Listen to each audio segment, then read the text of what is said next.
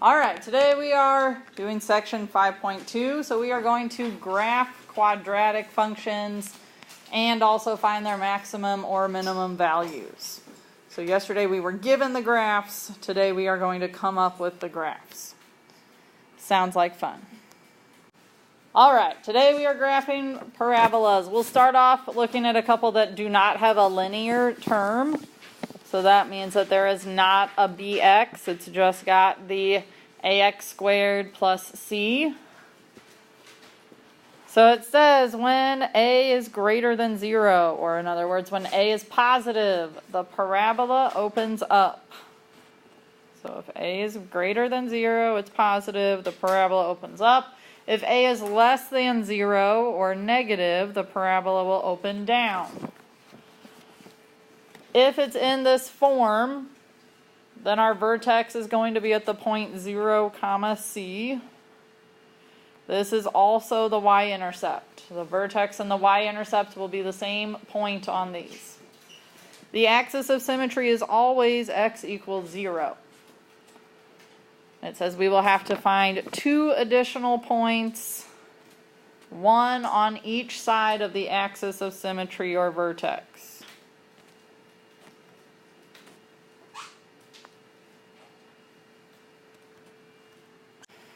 We have y is equal to negative 1/2 x squared plus 2. The first question should always be the easiest one. Is it going to open up or down? Does anybody think they know? Down. Lanaya says Down. Down. Why do you say down, Lanaya? Because the upper and top is negative. We've got a negative on the coefficient with the x squared. Our quadratic term is negative. The x squared term is negative. A is negative. A is less than 0. Any of these would be the same thing. The reason why this opens down. Alright, then we have to identify where our vertex is. Our vertex, according to the slide up before, said that it's going to be at 0, c. Can someone raise their hand and tell me what c equals? Charles? 2. So our vertex will be at 0, 2. We can go ahead and graph that. 0, 2 would be up 2 on the y-axis.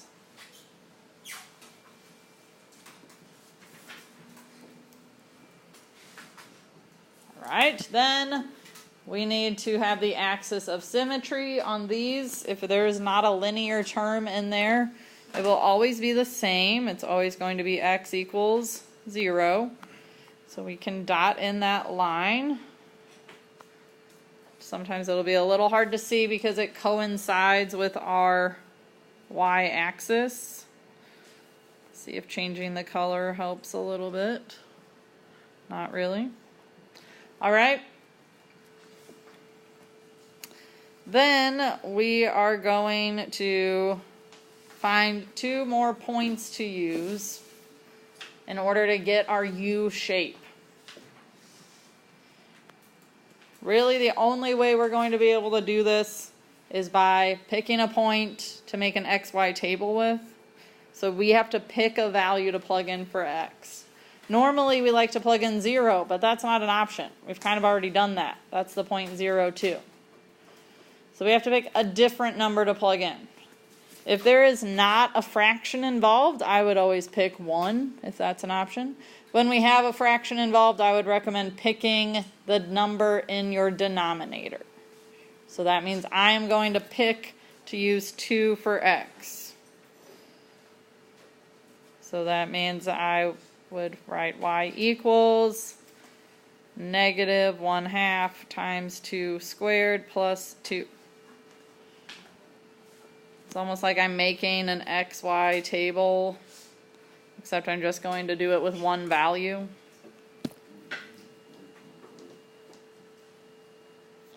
Alright, when we plug in 2, what is 2 squared? 4. What is negative 1/2 times 4? Negative 2. What's negative 2 plus 2? 0. So when x is 2, y is 0. That's going to be one of my points. I'm going to plot it. 2, 0.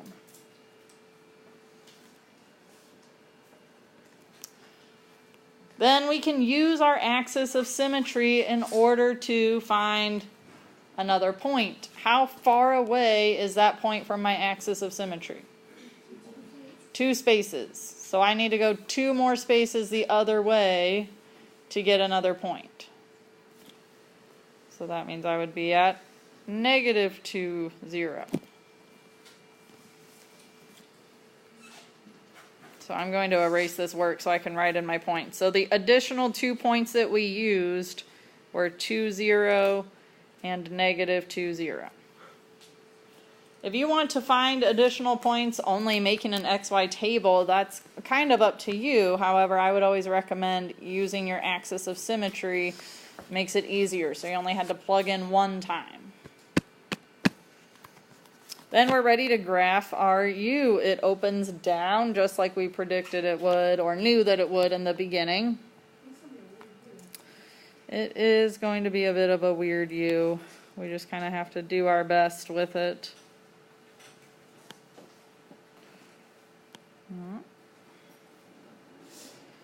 It's not awful. It's not great, but it's not awful. All right, so there is our first graphed parabola.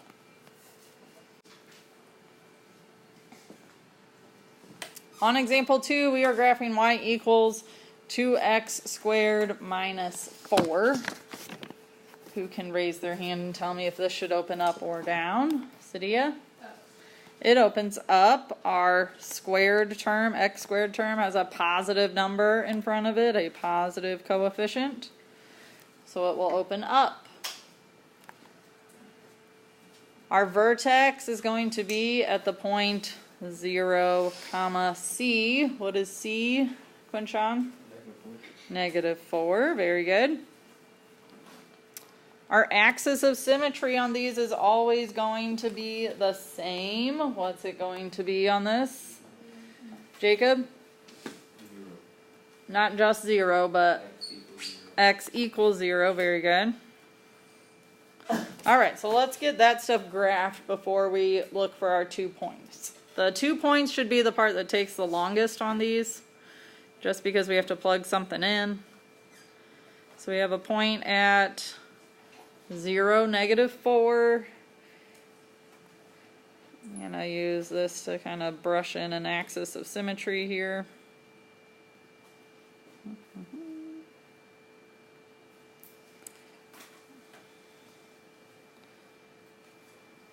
All right, so there we can kind of make this a dotted line so we can tell that's our axis of symmetry. So we get to pick what we plug in for x when we go to find our additional points. So we can use 2 again if you wanted to. Since there's not a fraction, if you'd rather use 1, that's also fine. We just can't use 0 because we already found that point. We can't find that point again. It won't help us out. So I pick x to be 2. I have to plug that in order to find my y value that goes with it. What is 2 squared? 4. 2. What is 2 times 4? 8. And what is 8 minus 4? 4. 4. So our other point that we just found is going to be at 2, 4. So I plot that point. We go to the right 2, up 4. Now when you're picking your x values, I would try to stay in the range of like -2 to +2, somewhere in there, or really you want to stay somewhere near your axis of symmetry when we start moving our axis of symmetry around. If you get more than a few spaces away from your axis of symmetry, it's going to go off your graph. Kind of like if we were to have plugged in 3, we can kind of already see that point's going to be off our graph. So stay relatively close to your axis. All right, how many spaces away is this point from my axis? 2. So in order to get the other one that goes with it, we go 2 more on the other side. So we go to -2, 4. So I'll erase this work down here so I can write out those points. I used 2, 4, and I used negative 2, 4. We can see that our parabola is going to open up just like we thought it should. And we have to get a nice U shape in there. Again, when you graph parabolas, it should look like a U. Okay, but I'm not going to be super picky because our lines aren't supposed to be straight, and I understand it can be hard to get the right curve on it. So as long as it looks reasonably close, I won't judge you on how pretty your parabolas are. Alright, so to make it more interesting, let's put the linear term in there, that bx. We're bringing it back. It's still going to be true that if a is greater than 0, the parabola will open up. Still is going to be true that if a is less than 0 or negative, our parabola will open down. What's going to change now is our axis of symmetry and our vertex. So for our axis of symmetry, it's still going to be an equation x equals, but this time we have to plug in the opposite of b divided by 2a.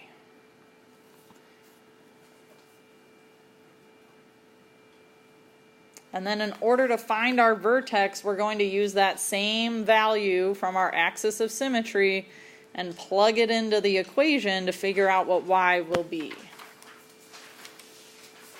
The nice part about these, though, is that our y-intercept is going to be at the point 0, c. So that helps us get another point that we have to reflect over our our axis of symmetry. We'll reflect the y-intercept over the axis of symmetry to get another point.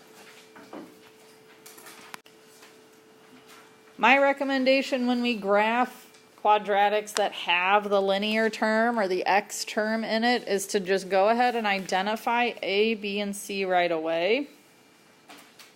Can anyone raise their hand and identify a, b, and c for this problem? Perhaps someone I haven't heard from yet today. Caden?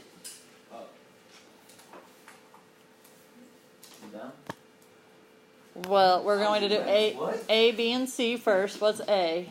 Huh? What's A? Oh. A. X squared. What's being multiplied to x squared? 1. A 1. So our A is 1. What about our B? -2. And our C? -3. Wonderful. Alright, so now that we have all those identified, now let's start going through that list because we're going to need these to help us with our axis of symmetry and our vertex. We don't really need that for opens. Does it open up or down? Can anyone raise their hand and justify their reason for what they said? Because it does not sound like we agree. Charles? Opens up why?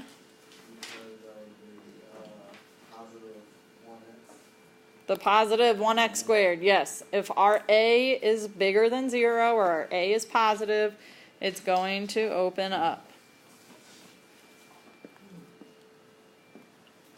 In order to find our axis of symmetry, we have to know that x is going to equal the opposite of b divided by 2a. Now we ran into this when we did the vertex of our absolute value functions. Right? This is negative b, or the opposite of b. If b starts out negative, it's going to become positive. So when we plug that in, we get that x equals positive 2 divided by 2 times, what's a? 1. Now what is 2 times 1? 2. What's 2 divided by 2? 1. So our axis is x equals 1.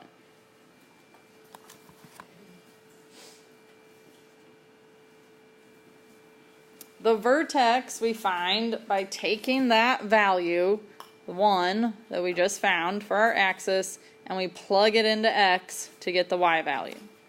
So we already know that for our vertex, the x is going to be 1. We did not choose that, we found it.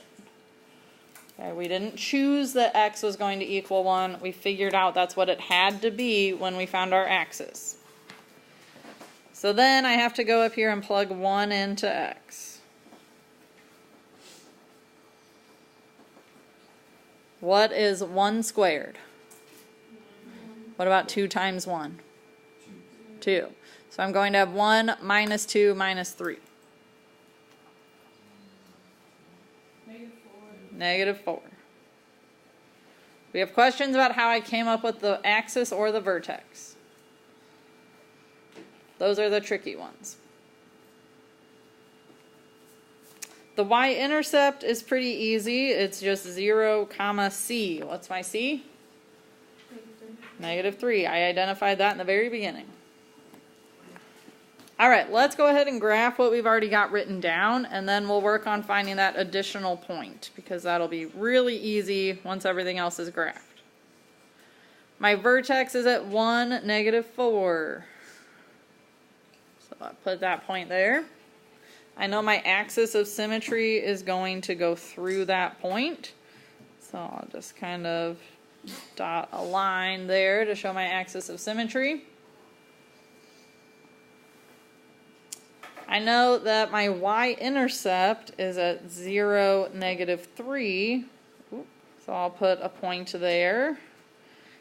And then to get my additional point, I can reflect my y-intercept over the axis of symmetry. How many spaces away is that point from my axis? 1 space away. So I'm going to go 1 more space to reflect it over the axis of symmetry. What point is that? 2, negative 3. So that is my additional point that I found. And then, of course, we would want to put our u in those points. On parabolas, I won't be as picky about the graph going through the whole coordinate plane. It should be a little bit more than just through those little points, though. Okay? So be reasonable about it. All right, I always like to start these off by identifying my A, B, and C, since I know I'll need to use them.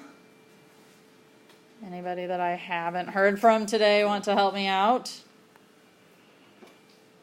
Emily? It is? Wonderful. All right, so we know we're going to use A, B, and C throughout the problem, so it's nice to just have them written down off to the side. Can somebody tell me if this is going to open up or down? Keaton? No. It will open down. I agree with that. Our A is negative, so it's going to open down. We have to find our axis. We find that by taking x equals the opposite of B divided by 2A. What's the opposite of B? Negative 4 divided by 2 times negative 1. All right. Negative 4 divided by negative 2 would give me... Oh, a negative divided by a negative makes it? Positive 2. So my axis is x equals 2. If you just write down the number 2 and you don't put the x equals, that is not going to cut it. It's got to be the equation of the line, x equals 2. Our vertex is found by using that same x value, so 2, comma, whatever we get when we plug 2 in to the equation. So we're going to have y equals negative 2 squared plus 4 times 2 plus 2. Notice that I put the 2 in parentheses, but not the negative sign. Okay, the 2 itself wasn't negative. The negative is out in front of the x. The negative is not getting squared. That's going to make a difference in this problem. What is 2 squared? 4, but then we make it negative. So that's a negative 4 plus 4 times 2 8. plus 2. So what is negative 4 plus 8 plus 2? 8. 6. So our vertex is at 2, 6. And my y-intercept is always going to be 0, c. What is my c? 2. Lots of 2's in this problem. All right, let's plot all of that, and then we'll be able to come up with our additional point pretty easily. 2, 6 goes all the way up to the top of the graph on here. And then we have our axis of symmetry, which is a line that cuts down through that.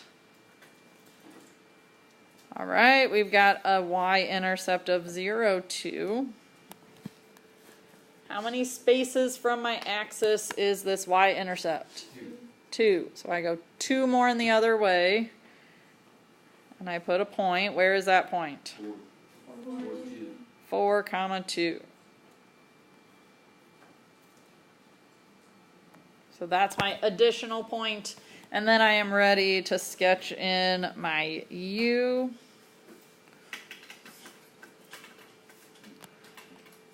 There we go. Questions about example 4?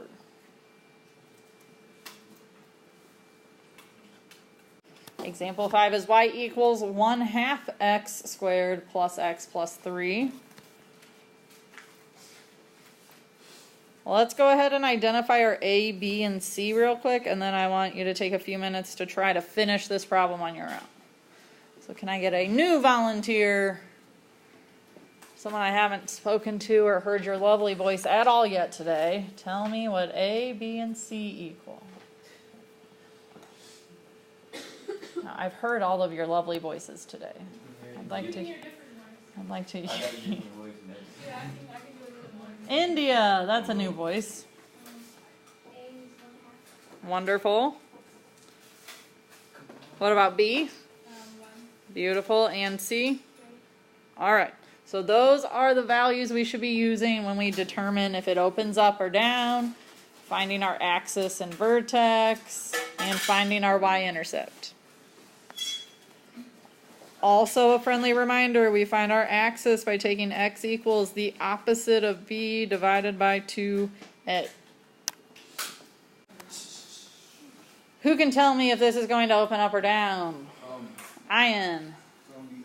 It will open up. Our A is positive. So it opens up. We have to find our axis. We talked about the fact that in order to do that, we were going to use negative b over 2a.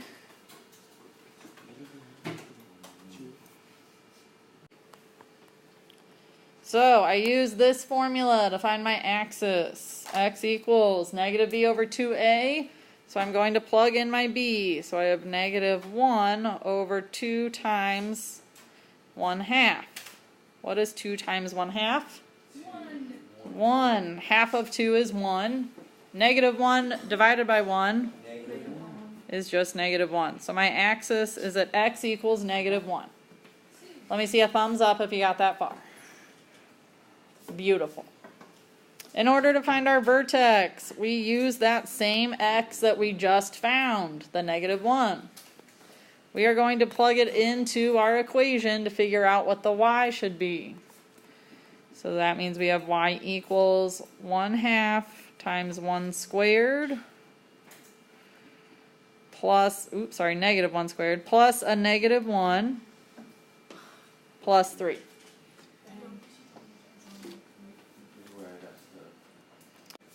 So this becomes a positive 1/2. We square that negative 1, it becomes positive times 1/2.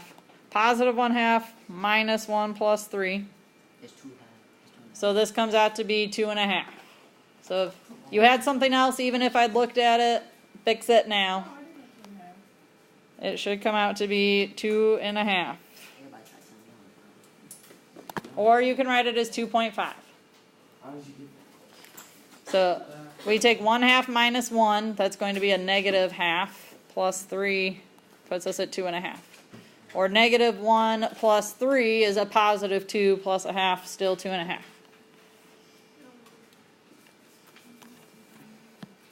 All right, then we need our y-intercept. Our y-intercept is always 0, comma, c. What's my c? 3. Let's get all of that plotted.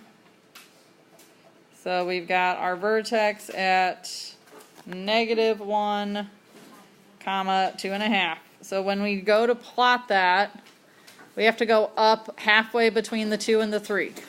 So negative 1, comma, 2.5. Then we are going to have to plot our axis of symmetry. It's that line that goes down through our vertex. Make a dotted line. Our y-intercept is at 0, 3. That is super close to our vertex. How many spaces away is our y-intercept from our axis? 1. So we go one more space over on the other side of our axis to get our other point. What is that additional point? Negative 2, comma what? 3, very good. And then that is enough for us to get our u. So this u is going to be a pretty wide u.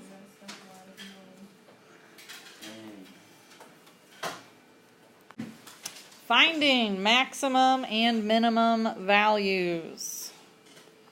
So this is what these quadratics are most frequently, or at least very frequently, used for in application problems.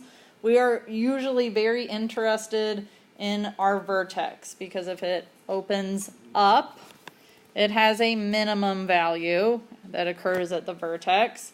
If the parabola opens down, then it has a maximum value. And that should make sense if you think about what the graph looks like. If it opens up, the vertex is at the lowest point, a minimum. It's low, small, minimum.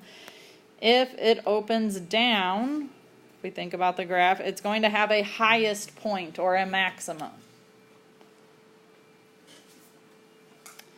The value of the maximum or minimum is the y-coordinate of the vertex.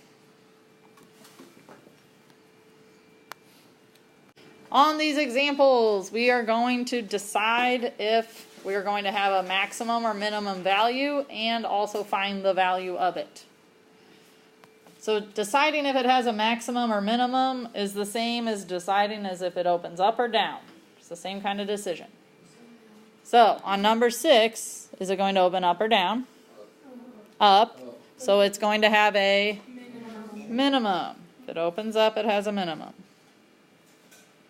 That part is the easy part. Then we actually have to find the minimum value, which means we really have to find the vertex. We start off finding the vertex using the formula for our axis. The x equals negative b over 2a. So our a, b, and c we can kind of just label right above the equation this time. They're all positive. So we have x equals, what is? Negative 3. Negative, 3 and 3. whoa, what's my b? 12. 12. So negative 12 over 2 times 3.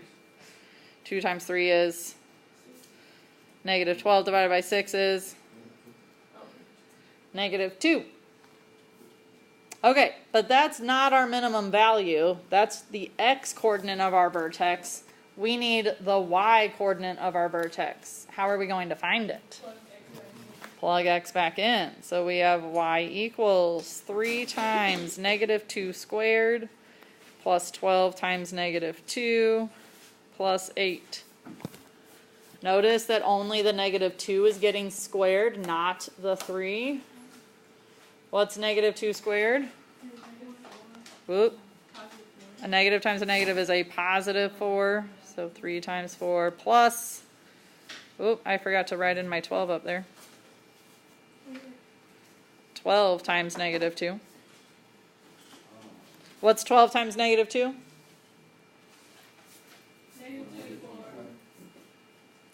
plus 8. What is 3 times 4? 12 minus 24 plus 8. What is 12 minus 24 plus 8? Negative 4. So our minimum value is negative 4.